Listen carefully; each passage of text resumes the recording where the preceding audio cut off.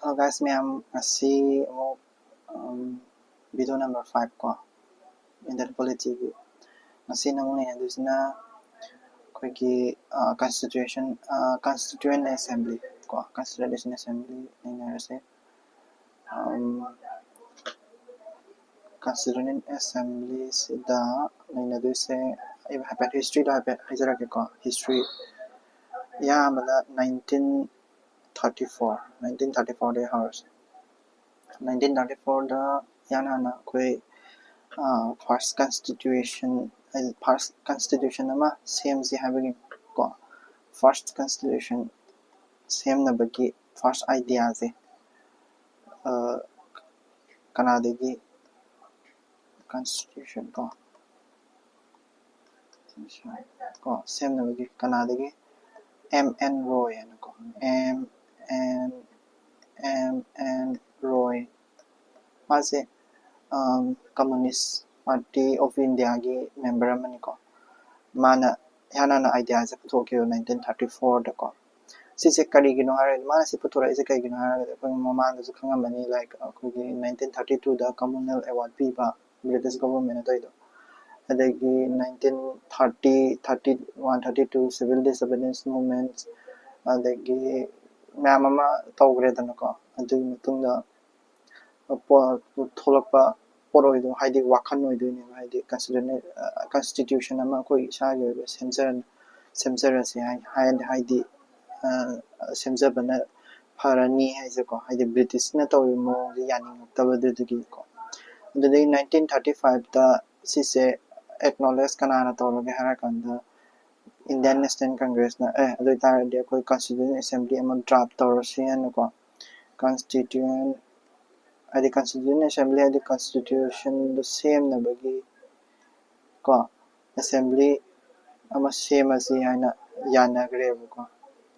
to draft India's first constitution ko constitution kanana yariba koigi INC matamduda leramba INC na ko Indian National Congress na adudagi madugi matungda mu 1938 sahi amu lairakanda 1938 da kari tholake harakanda Jawaharlal Nehru na ko Jawaharlal Nehru na mu kayana lauthoge haidi mana lauthoropase kari no harakanda koigi constitution assembly se semani na sem taragadi ko constitution se semani na sem taragadi constitution of India ko India must be haidari ko must be draft ko semani na sem taragadi koigi kanamtagi makhada without the British kumba adagi kari kumba amadagi makhada sembado without any external any mapandagi external interference amau yaudabida semgadabani sine ko hairisa ko do 1938 tamadudo mu karina INC na masigi declaration mine declaratory se INC na mu 1939 da ko INC na mu masise sigi post pass tawgre INC pass ko adagi 1939 gi matungdagi di second world war hogre ko sta adi 1939 da World War 2 hogre ko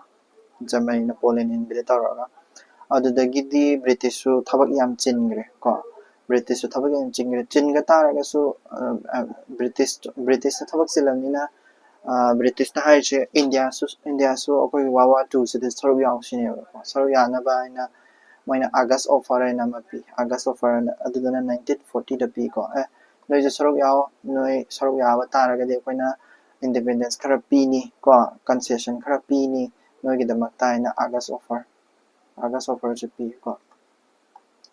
August offer se piba matam sida yade ko koi India adi India se sawale ko adi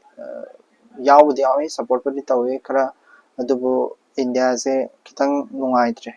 adudagi nungaitana irang howdana kano tawba yaroi kano irang adum howdana leiribako adudagi haidi akoi tonganba kano pami khopi independence pami kholena ko 1942 da amu August offer fail hoire ko this is a fail hoire ko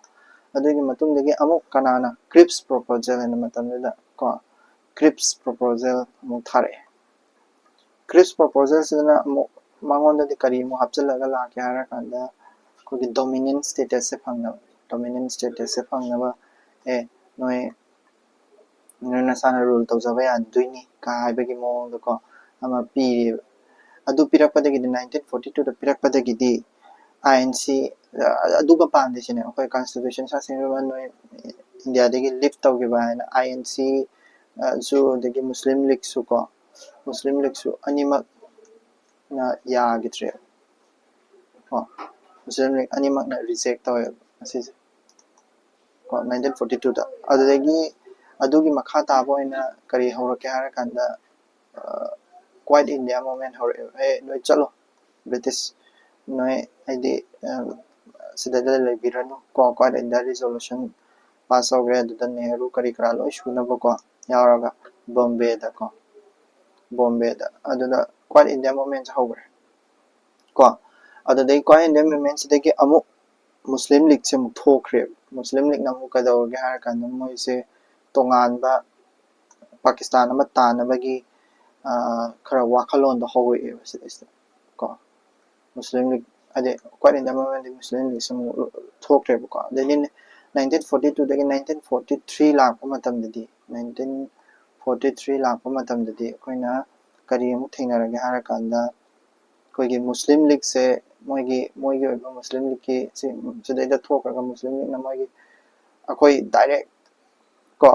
action day kana hore lakini direct action Muslim League na moi pamje akoi kaiguma noina tonga na Pakistan ki tonga pi da taragadi pi ge Cripps proposal lai ngai da pi da taragadi akoi direct action tawni haina ko direct akoina oina masi sana oina tokai ta jani kana ko adudani ko adada smile harak padagi kana mu changale Gandhi na Muhammad Jinnah ga unare ko Gandhi Jinnah talk tore adubu Gandhi Jinnah talk tore simaina torapusida lady failure ko yadre Pakistan de tongan tani na adum highlight sise 1944 da tawnabni ko talk se failure ko 1944 da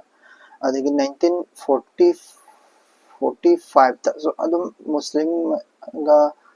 daile Hindu se haiba koigi Indian National Congress or Muslim League se adum khanara leiramnina kaina su British da su makok sabdo oidre adu World War II solution ge se ko World War II end 1945 solution ge ade 1946 da India da mai onjan bahor e ko British India da mai onjan bahor 1946 da kari haina hambada horake hara kanda koi cabinet mission na ma thare adi koi gi Constituent Assembly ma semna bagi da Constituent Assembly semna be na hire is kai gi no hire gadi moi ngasai Constituent Assembly ne demand horisa aduna cabinet mission ma thare cabinet mission Britain dai thare ni ko cabinet mission adada sagi SOS loi shuna ba yare ko cabinet mission thare Constituent Assembly semna bagi da makta sigi cabinet mission sina yamada thabak tawse kaino hara kanda koigi Constituent Assembly semna bagi mihut singse kana na oini haidana election hamba ma tawi ko provincial election yam sawa direct election ni ko mina election taw adudaida kaidawge hara kanda direct election tawrakoda koigi provincial election tawi ko yar hambada mana provincial election tawse provincial election sidaista kadawge hara kanda Muslim gi ko adagi Hindu gi yamna haidi Hindu taba mi gina Muslim League se support nate Hindu taba mi na kano koigi Indian National Congress support ko aduga Muslim taba lamjing sina Muslim League ta loin support to aduna polarized result je phange polarized result phangbadagi yam thina sathire masidi haidana ko moi India ga Pakistan ga se tokhai ta gi dro mani ma se cabinet mission se am wazare ba khamda ado wazaba da 1946 matam da khoi gi sida Muslim League su irang kan khale ko sida direct action day ka na ga pangthok pa hore moi ngasai direction lowni ka habado adu lowrage ka na ga dap to budin ko adai di direct action day je hek lok thok ba numit hai tare ko direct action day 1946 se hek lok thok ba numit da cabinet mission jina so na ga provincial election polarized result la tawang khang da le ngai da direction day koi gi tongan Pakistan pi ke dom ni horok kano to Iran se galak da koi gi riots thole Bengal se anana mi lishing mari man si ko riots in Kolkata Bengal ko Bihar ko sidege hogre ko koi partition gi Iran se horok se partition gi Iran se horok se adu daida ai kaino ma hayoge sidai cabinet mission sina provincial election tore polarized result tore adui matungda sidai koi gi yam sawa koi gi constituent assembly gi constituent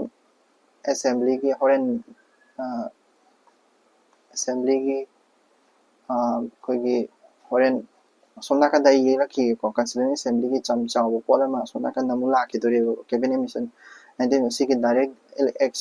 direct action de sigi matungi part ani thuk tor ani ba ina ko so na kan da explain tok jara ke si makha dum chatsagra su 1946 1947 1948 ta asagi Muslim League se kamaina kari taw gi ge do yeng ase ko interim government se sidai da CMA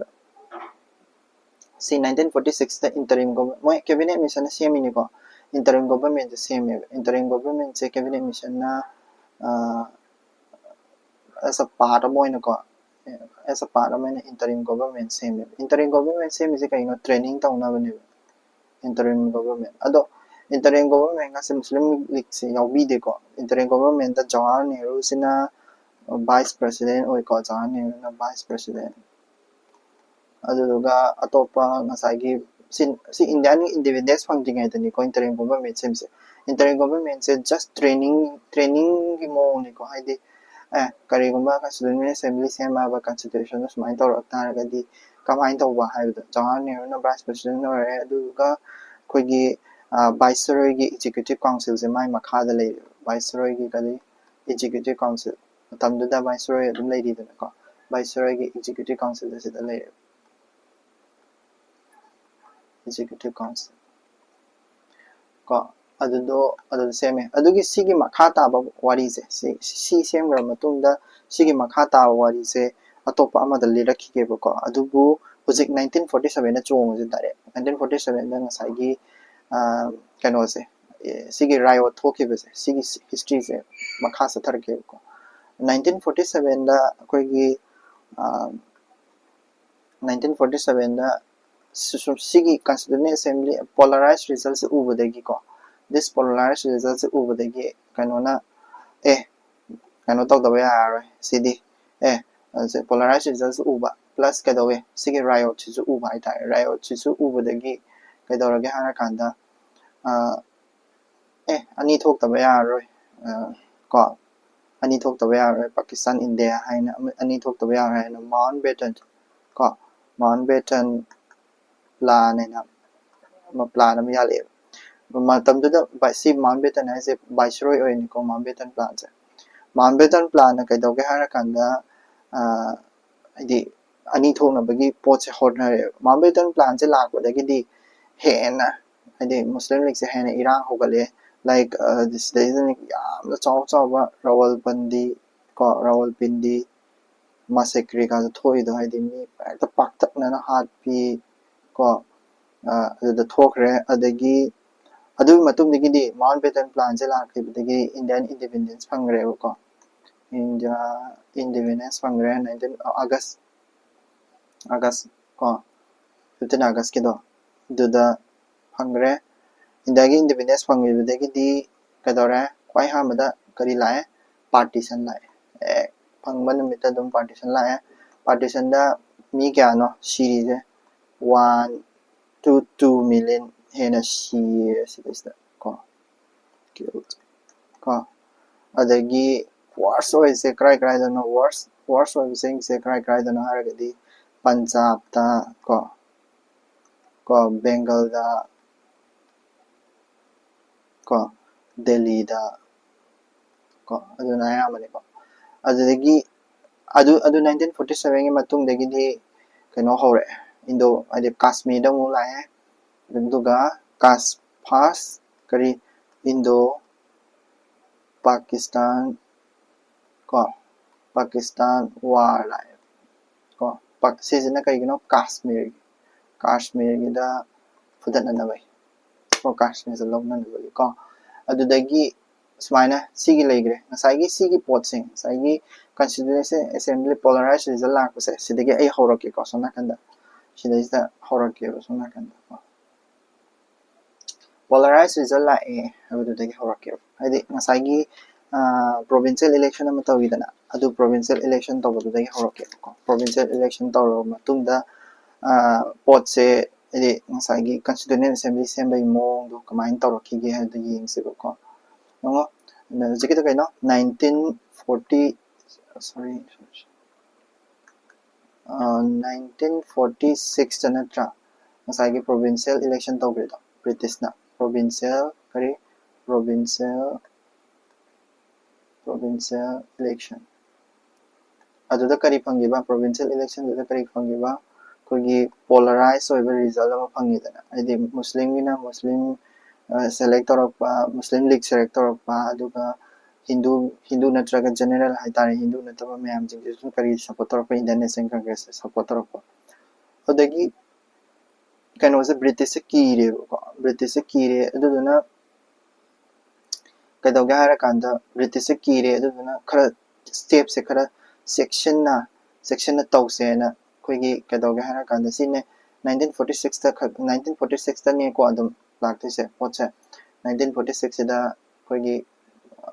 cabinet missions masai cabinet mission plan masai gido cabinet mission plan sina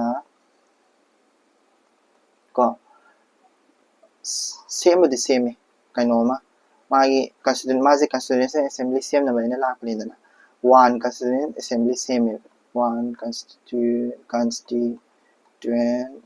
assembly ma same mana one ama katang same je kaino ani same je kaino मा हुजे फाउगी India जे थुदी थुगाइनिंग दे British को but थुगाइदना बा करी plan थौसिगे हाइना मा वाखन खल्ले को अदो constituent assembly जे constituent one constituent assembly जे same बजेदा माना condition अमा खक थम्मी कदरना करी कंडीशन ग्रुपिंग हाइना को ग्रुपिंग जे कइनो A B C province हाइना सा थम्मे A जेना कइनो A जेना हिंदू ताबा लमजिंग दो B and C sina Muslim na tragam Muslim na majority oina taba province do adudune ko adumaina henang no C ID constituent assembly ki makha jada leiriba kaino se idi pot idi kari constituent assembly ki makha da leiriba kaino makha jada dum grouping same sini grouping same meaning Muslim League noi gisu saudana ba noi Muslim League noi su doi gi tongana grouping just my same aga leyo adoga kano gi su saudana ba constituent assembly haidi Indian National Congress na pamje constituent assembly am khak sem jine ba adu Indian National Congress ga pam du spire Muslim League ki tongana manung da autonomous oina leisabo harba group noi group se my same jarabo autonomous oina leiso na grouping am ju same minus saudana ba ko British ka कनोगा हदे Indian National Congress Muslim League से को साउदना बताओ दु सिगी constituent assembly से मागी मासे कोईगी माजे करी न साबनो हाबदो आई हारके को माजे कोईगी constituent assembly से अहाबा साबदो फर्स्ट कदोगा हारा कांदा मासे टोटल मेंबर से 389 लेरम 389 से कना ना साबना है 296 members na British India dagi ko British India means British na palamba kano whole province to aduga 93 sina akoigi kano dai ne ba ko princely state ta ko princely state ta ado princely state ta tangkhai ma yaw ya de ba ko ahamba de ai yam yaw ya de ado sigi 389 sa sida ista community representation fasan to community representation edi kaino mi khudimok ayamba lo yaw sida ista yaw da laite muslim yawi ko sida ista sikh yawi ngasagi hindu general hara khangni ko general yawi ko aduda sise kadawga hara kanda ngasagi provincial election se sigi provincial election sidi ai kasai kai haige ba provincial election sidi direct election ne ba ko mati direct election ne ba ko direct election tawra kanda kana kari support tawri ba kholi ba adudu yingi na bane adu sigi constituent assembly sidi just constitution no sem na bagi sema panina indirect election tawri sidi indirect kadawa indirect election aduna indirect election tawani kadawga hara kanda madi nomination su yawi ko haidi saida irake ko madi indirect election tawdo elected haise nasagi franchise to yam big elected tawa natraga nominated or so mas nominated ko adi ko adagi elected or so nominated or so adagi haidi aduga moise sida election tawu matamsida magi election sigi constituent assembly election tawu matamsida kadawga haraga na single transferable vote ne haidi transferable vote ne ko single transferable vote ta voting tawi haidi proportional representation su tawu ne ko proportional representation su tawde ahama semasida ado ahama dadi muslim league kari krasi yarame ba ko yarame dagi simaina pullaga moy muslim league kari kra loina ma se yarame ba aduda kadawga hara kanda kogi indian national congress na mu kari hara kara kanda indian national congress na sigi taw indian national congress haje sigi pot se haidi ngasagi group semgidana ko group semgidana sida group A B C na semgidana group se temporary ni na haidarapane ko se Indian National Congress na kadaga harakanda Indian National Congress na haidi grouping se amuk thugaro sina grouping is temporary harakane temporary hanako already Muslim League se sarakane wadai ko Muslim League se sarakane Muslim League se dadaidi Muslim League ko Muslim League se adadaidi noigi kano do noigi sigi constituent assembly se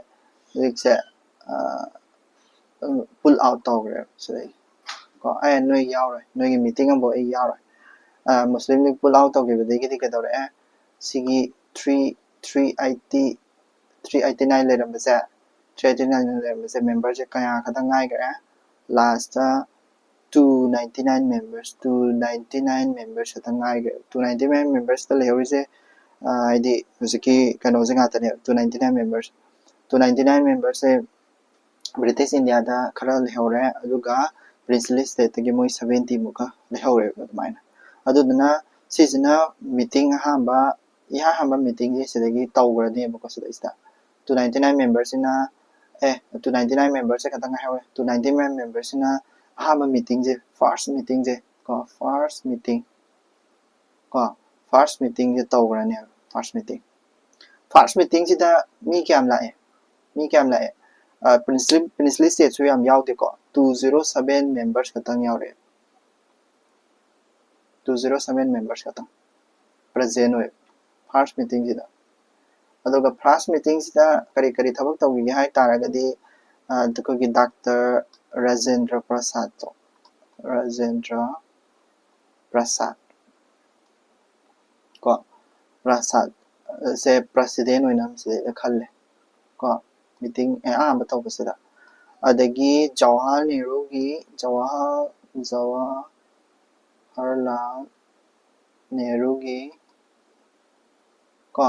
Jawaharlal ꯅꯦꯍꯔꯨꯒꯤ objective resolution ꯁꯨ ꯁꯤꯗꯩꯁꯤꯗ pass ꯇꯧꯔꯦ objective resolution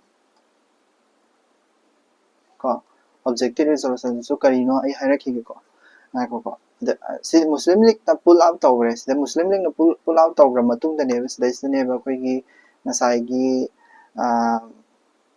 DID ꯍꯥꯏꯕꯗꯤ ꯑꯩꯈꯣꯏꯒꯤ direct ꯀꯣ direct action ꯗꯦ ꯀꯥꯏꯅ ꯁꯤꯗ ꯇꯧꯈ꯭ꯔꯦ ꯁꯤꯗꯩꯗꯤ ꯗꯥꯏꯔꯦꯛ ꯑꯦꯛꯁꯟ ꯗꯦ ꯀꯥꯏꯗ ꯁꯤꯗꯒꯤ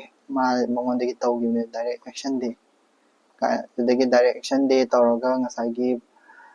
ꯃꯥꯁꯥꯀꯔ ꯕꯦꯡꯒꯜꯗ ꯃꯥꯁꯥꯀꯔ ꯇꯧꯈꯤꯕꯗꯣ ꯑꯗꯨꯗꯣ ꯊꯣꯛꯈ꯭ꯔꯦꯗꯅ ꯁꯤ ꯃꯇꯨꯡꯗꯒꯤꯗꯤ ꯁꯤ ꯃꯇꯨꯡꯗꯒꯤ ꯊꯣꯛꯈ꯭ꯔꯦꯗꯅ ꯑꯗꯨꯃꯥꯏꯅ ꯑꯗꯨꯝ ꯆꯠꯈ꯭ꯔꯗꯧꯅꯦꯕ ꯃꯨꯁꯂꯤꯝ ꯂꯤꯛꯁꯦ ꯇꯣꯉꯥꯟꯅ ꯁꯤꯗꯒꯤ ꯑꯗꯨꯝ ꯇꯥꯈ꯭ꯔꯗꯧꯅꯦꯕ ꯈꯪꯕ ꯃꯨꯁꯂꯤꯝ ꯂꯤꯛꯁꯦ ꯁꯤꯗꯒꯤ ꯑꯣꯀꯦ ꯍꯥꯏꯗꯤ ꯍꯥꯟꯅꯗꯒꯤꯁꯨ ꯑꯗꯨꯝ ꯇꯣꯉꯥꯟꯅ ꯇꯥꯔ ꯂꯥꯛꯑꯦ ꯕꯠ ꯇꯧꯕꯗꯕꯨ ꯑꯩꯈꯣꯏ ꯁꯤꯒꯤ ꯖꯔꯅꯤ ꯍꯥꯏꯗꯤ ꯀꯟꯁꯇꯤꯇ꯭ꯌꯨꯌꯦꯟꯠ ꯑꯦꯁꯦꯝꯕ꯭ꯂꯤꯒꯤ ꯖꯔꯅꯤꯁꯤꯗꯒꯤꯗꯤ ꯁꯤꯒꯤ ꯃꯇꯝꯁꯤꯗꯒꯤ ꯊꯣꯛꯈꯤꯕꯅꯦꯕ ꯀꯟꯁꯇꯤꯇ꯭ꯌꯨꯌꯦꯟꯠ ꯑꯦꯁꯦꯝꯕ꯭ꯂꯤꯒꯤ ꯖꯔꯅꯤꯁꯤꯗꯒꯤꯗꯤ ꯁꯤ ꯃꯇꯝꯁꯤꯗꯒꯤ ꯂꯣꯏꯈ꯭ꯔꯦꯀꯣ 1947ꯁꯦ ꯂꯥꯛꯇ꯭ꯔꯤꯉꯩꯗ ꯃꯊꯪꯒꯤ ꯁ꯭ꯇꯦꯖ ꯍꯥꯏꯇꯥꯔꯦ ꯃꯊꯪꯒꯤ ꯁ꯭ꯇꯦꯖꯁꯦ ꯀꯩꯅꯣ 1947ꯁꯦ ꯂꯥꯛꯇ꯭ꯔꯤꯉꯩꯗ ꯑꯩ ꯀꯩꯅꯣꯝ ꯉꯁꯥꯏꯒꯤ ꯁꯤꯒꯤ ꯄꯣꯠꯁꯤꯡꯁꯦ ꯑꯝꯇꯪ ꯑꯦꯛꯁꯄ꯭ꯂꯦꯟ ꯇꯧꯔꯝꯒꯦ ꯉꯁꯥꯏ ꯀꯟꯁꯇꯤꯇ꯭ꯌꯨꯌꯦꯟꯠ ꯑꯦꯁꯦꯝꯕ꯭ꯂꯤꯁꯦ ꯁꯤꯒꯤ ꯀꯟꯁꯇꯤꯇ꯭ꯌꯨꯌꯦꯟꯠ ꯑꯦꯁꯦꯝꯕ꯭ꯂꯤꯁꯦ ꯀꯔꯤꯅ ꯁꯦꯝꯒꯦ ꯍꯥꯏꯕꯗꯣ ꯀꯟꯁꯇꯤꯇ꯭ꯌꯨꯌꯦꯟꯠ ꯑꯦꯁꯦꯝꯕ꯭ꯂꯤꯁꯦ ꯑꯩ ꯁꯣꯝ ꯅꯥꯀꯟꯗ ꯏꯔꯛꯑꯒꯦꯀꯣ ꯁꯤꯗ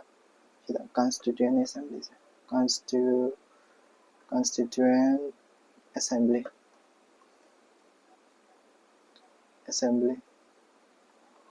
sigi Constituent Assembly se vote adi ngasai sida vote tawgidra single transferable vote proportional representation haira tawgise sigi vote se taw matam sida ngasai sigi vote se taw matam da vote ki result se kamai tawga har kanda koigi Indian National Congress na 208 phangeba duga Muslim League sina 73 phangeba degi independent haidare independent sina kya phangya 15 phangeba ado sidagi su ama pot se laktoine vote ki result se kadawga har kanda Indian National Congress na su yam thina hele dana ko Indian National Congress na yam thi hele aduna Muslim League sina kari moina su kari khanga har kanda Muslim League sina su moina kari khanga tarna hayeng decision making do kadaba decision making do ngasai Muslim League na khalise decision making do Indian National Congress na su roina ma lograni Indian National Congress na adu gi su khala pai tar ko ai Muslim League na so moi di 73 katani hayeng constitution ama seme constitution do yani yaroi even ngasai grouping do same do grouping pull up taw do grouping do temporary ni ka haigala ise moina authority do leibai ni khanbai ni badana Muslim League se thokibane do direct action de sida ko na ko adumaina election adugi election do Constituent Assembly gi election do ne ko se Constituent Assembly gi adu Constituent Assembly se mai composition hai ta composition se kana yaoge habdo ngasai su khara hai gare kare yawe ba ngasai do Muslim Sikh general kare yawe ko ado atopa haidare atopa kari yawe Hindu jigido ai amuka irake ko Hindu Muslim Sikh ko adagi Jain adagi Parsis ko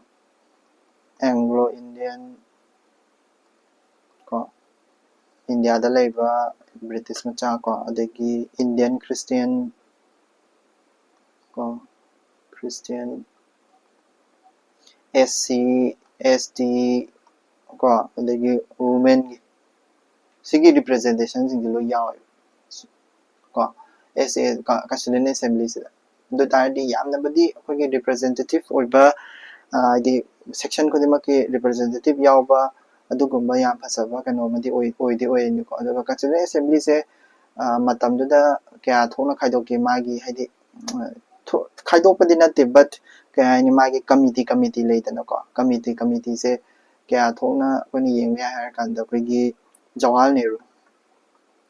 Nehru na Jawaharlal Nehru na lead tauba committee ko adagi kanona Sardar Patel na lead tauba committee ko adagi Ambedkar na B.R. Ambedkar na lead tauba committee ko aduga kana Dr. Rajendra Prasad na lead tauba committee sisi am hangi ko paikada sigi Jawaharlal Nehru na lead tauba committee singsi kana no haragadi koigi union gi power ko adagi union gi constitution sembagi ko union gi constitution da union gi part leidana ko adu sembagi ko adagi koigi state committee sembagi state committee adagi expert committee ko masisigi mana chairman oi ko aduga Sardar gi namo Jawaharlal Nehru gi namo union oidana magi namo provincial oidu magi namo ko provincial constitution dina magi gi da leirani constitution ko adagi Sardar ga Jawaharlal Nehru khenause adagi magi na advisory committee su maja lei ko advisory koigi fundamental rights ki of kanagi fundamental advisory committee ko on fundamental rights of minority fundamental rights of minority lei dagi tribal lei ko adagi excluded area do ma'am ki advisory committee ore BR Ambedkar de ko dum khange drafting committee ni ko constitution draft tawnabani committee adagi Dr. Rajendra Prasad na koigi rule of procedure mana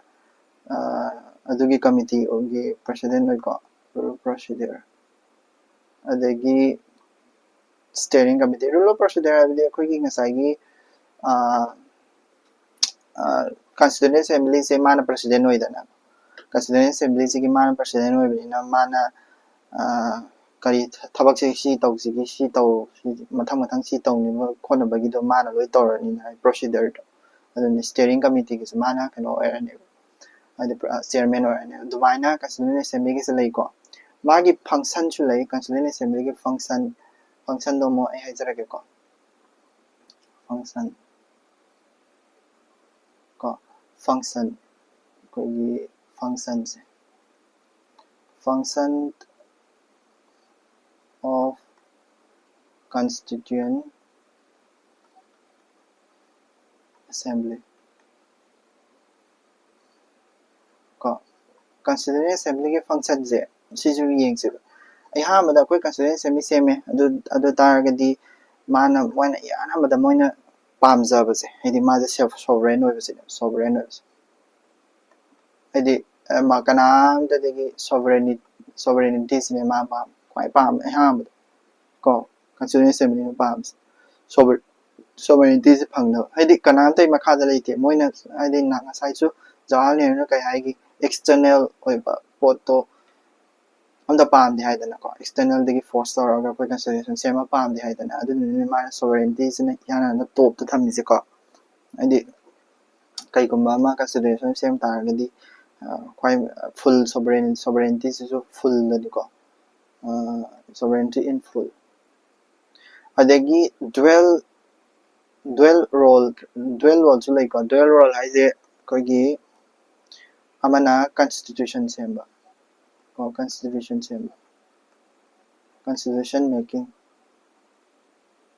making jina ama lere adu daga amana kaino legislature matam dagi law kari kara adu ju pass toba khotpa dagi law semba si moina legislature gi do legislature se president se tonga le ko constitution gi semba jina si hajigi kano do si se president se ngasai gi harake president se shmaina ani thole ebasida Dr. Rajendra ko Prasad ko amana GV Mavlenkar hai kaigino sida constitution sembagina Dr. Rajendra Prasad legislature sembagina kano GV Mavlenkar hai toka semi si semi is ai harake sida 1947 lerena si 1947 da British na ihana na tawba thawak se kaino ara kanda British na Indian Independence Act na ma legitra na le koi kano da tamgi bido koi gi historical background da tamgi bido Independence or Government of India Act ma tamgi dana GOI Act to GOI Act adam harase GOI Act 1947 do sise India Independence Act harga jo khangnei ko sise Independence Act se pass tawgrabani sida British na yara na sida adai si Act pass tawgi matamda province taruk amazu changjale 6 princely state ko princely state amazu changjale Manipuri badi changdri sida ko 6 princely state change 6 princely state changakpadagi di sigi GOI na kari tawrakke harakanda mana kari pirakke harakanda koigi Constituent Assembly se make it sovereign body ko sovereign body em semgre doi tardi yung masai Constituent Assembly gi sovereign body oinaba moina sovereign in full function of Constituent Assembly gi sovereign body oizana baina tawjabado sigi GOI na pire ko GOI na nang noina tawninga sang tawjaro koi noigi mathakta leitre haina GOI Act 1947 sina pibire ko yani na adagi ma na su kaini koigi full right to masai legislature gi thabak su tawo ko legislature gi thabak su tawro aduga kari constitution making gi thabak tu su tawro na haibirami constitution making gi thabak tu su animak to tawro na haibirami sida ko constitution making gi thabak tu su tawro legislature gi thabak tu su tawro haibirami adugi ni ba mana dual role sida dual role se kaino dual role constitution making legislature semnabagi aduga dual role se tawbadagi president ani thokthokre Dr. Rajendra Prasad amasung GV Mavlenkar haina tongan thokthokre adudagi sidaista ngasai first meeting da kadawe 207 members lakpa president lakpa sida Dr. Rajendra Prasad na president oigidra si Dr. Rajendra Prasad president oibido 19 si kano da ne hadi 1946 da ne 1947 yoropodagidi karidore ani thokthokre 1947 yoropodagidi moi ani thokthokre hadi ngasai legislature adagi kano constitution making tongan president ani thokthokre dana ko adagi ngasai objective resolution da sida mana Jawaharlal Nehru na objective resolution da puthore aduga kari objective resolution da sida introduce tawbani ko introduce tawbani kanana first meeting je introduce tawbani ko aduga 1947 da ko 1947 da objective resolution je kadore adopt tawre puthorokpana kanana Jawaharlal Nehru na first meeting da aduna 1946 da ko aduga objective resolution se adopt tawgiba habidi pass tawgiba sina karam kanda no haragadi 1947 da adopted ko objective resolution se sida kari yawge habdo sigi 1947 India Independence Act sigi Act GOI Act pass to numit ki numidawa dubi numidawa da Jawaharlal Nehru na speech pibaduni ko speech pibada yam phasana kano yawge bani haidi koigi kari objective resolution gi se objective resolution gi sidesa amazo hairake objective resolution da kari yawge haido ko objective resolution da kari yawge habdo paper jalawgi ko objective resolution da India habse kaidawba India habse sovereign oigadabani independent oigadabani ma haina se ko independent oigadabani yam phasaba space ama sida pibani ko dum ta thokpa yai magi space yam phasaba in the stroke of midnight tower the sovereign ko aduda pass aduda adopt tawgram man speech aduda over tawgram independent sovereign republic oigadabani magi speech da dum lo yawani ko republic oigadabani aduga kari dawa constitution amasu masana semjagadabani adudai si adopt tawgebudagi constitution du sidagi semba hogre ngasai constitution semnabagi ayaba dusu government of india yengna piri yare ko adagi objective resolution has just ngasai preamble da lagtoni ko preamble da yaro ko ching du ni loina masida lagtos adagi union haina ma adagi territories ko territories mai gi boundary khaidokpa semba sisu sidagi objective resolution da tawgadabni sini ko objective resolution na hairam ise adagi autonomous oiba union laigani ko autonomous masa masana depend tawjani union je masana autonomous oigani ko aduga residuary power su mana paison gani residuary power haidi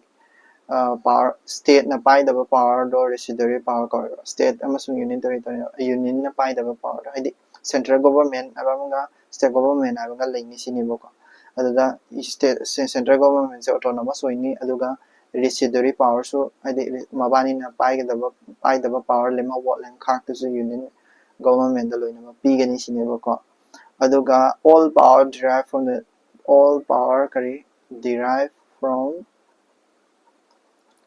derived from karai people ko we the people of india na preamble da hobo aduduni ko adagi sidasu adi justice su phangna ba haine justice ta kari gi justice no equality ko equality adagi social ko sorry equality nate justice kai kai yaw da ba social sina hanga da social economical ko political dagi kano jo adi the equality su lai doi ni ko equality su si in the kano da preamble da lo yaw ni ko equality ade objective resolution dagi pura lo sem to kano lo thoro ko freedom da su freedom of thought expression belief lai da ko freedom su khangani na adu preamble da lo yaw ni aduduni objective resolution da lo yaw ra ise dagi safeguard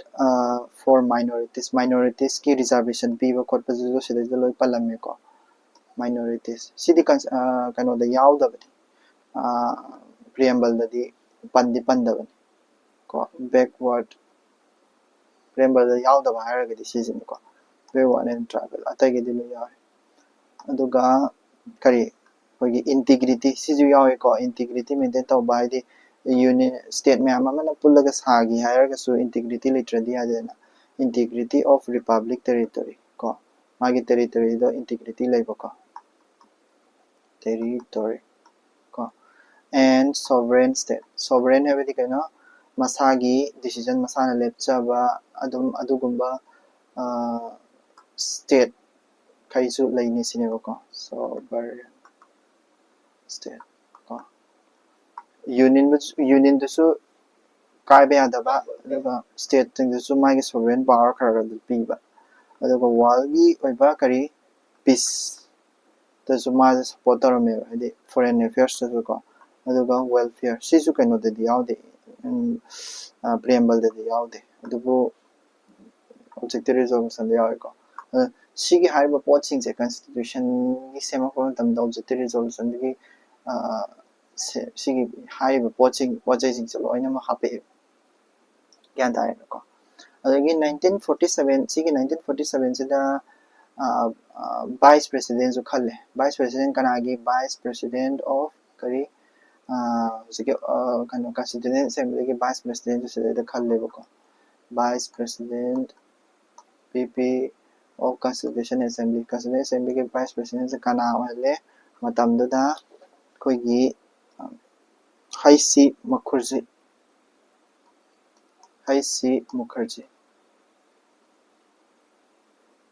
ko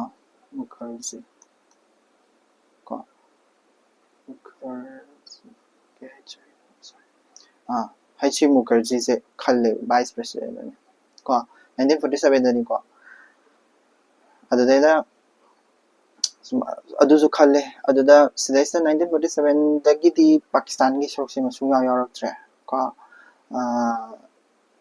adada ngasai Mountbatten plan na ma ngasai ai haigedra Mountbatten plan da kedawi kogi Mountbatten plan la padagi ni natra kogi kano riot ka thokri do Mountbatten plan ko adugi Mountbatten plan dana kogi hairam midana dominant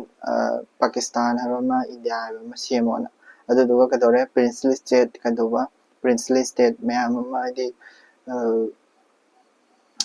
princely state kano do semona ko princely state khaigina noina yawni yaw independent order kana oiningo oiro na haire ko ado adumaina oiro hairam badagi partition thokre dana ko ko adudaida lemhoba princely state ngasai 6 princely state amsu GOI semada yawre dana ado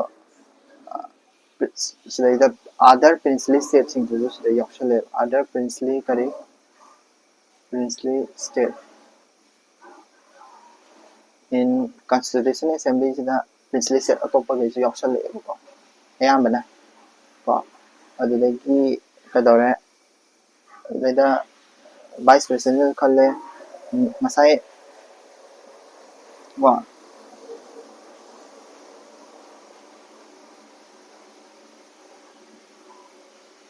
yang ko function of constitution assembly se sovereignty phangnaba tawse habdo sovereignty phangnaba tana sa sovereignty phangnaba phangre government sisi kanana pigre GOI pigre GOI Act 1947 na pigre sisu GOI Act 1947 na pigre haidi dual roles ko aduga atai Mountbatten plan dugi matungina atopa princely state ma amsu yaurokre ko atopa magi function atopa leiribra adugi haidi moise parliament me yana na semba ina ko first parliament me yana ma semba ina moise khanei first parliament ma se anga semba ko first parliament of independent state magi function dai tare constituent assembly na tawning ma function jing independent state adudo semedana sikidda first parliament se kanano masana do constituent assembly masajana sum oizare ko adagi India gi haidi koi adoption of kari natural national ko flag ko adagi anthem ko adagi song sismoina tawna ina kana hon haidi tawje na kana panarame adu do kai 1947 da sigi 1947 sida adum national flag ti sidai khangre khangba national flag ti haidi sidai ta adopt national flag ko national flag sida adopt tawre karam kada 1947 da ni ko ai 1948 ki lak tri ko 1948 te hanging tawde smana aduga sida BR Ambedkar su kadoba BR Ambedkar ko BR Ambedkar su kadoba drafting committee gi haidi thabak thoram puba hogre ko thabak taun puba hogre aduga draft tawba hogre sidagi constitution draft tawba hogre ko aduni sidaista ngasigi lore hayeng do 1948 tagi horase ko 1948 ta mai kari achievement tawba ya ba 1948 ta ko 1948 tagi horase 1948 ta kari tawrake constituent assembly ni kai thabak tawrake magi function jing ju so da complete ohelage ko aina sida function ma'am am lere like function hayeng di loini phangani ko function jing je kai no ga Commonwealth ki membership tanaba ko election past president ki election tawba ko adugumba kharasu tawrakini ko aduga aidi ordinary law masa pass tawga yan tawrakini adu do hayeng magi function jing da hayeng complete loisalase aduga 1948 tak makha da kari tadi tawrake habado hayeng loisalase aduga